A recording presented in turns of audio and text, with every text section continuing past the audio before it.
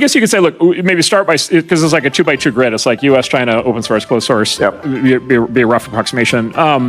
So like without open source, just start by saying without open source. Like without open source, there is a two-horse race. There's a two-horse technological geopolitical foot race, which is US versus China. So and again, let's assume it's all proprietary for the moment.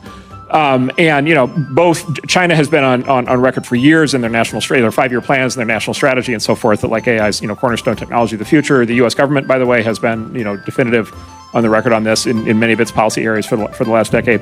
And both countries' industries are moving incredibly fast on AI. And so I think by default, if everything's proprietary, then there's this race underway, which basically says, and it's really right. It's just practically speaking, it's only happening in the U.S. and Europe, U.S.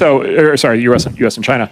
And so then you basically say that there's a race underway, and the stakes are basically what is the world going to run on, right? And so what is 8 billion people on the planet? What are they going to use?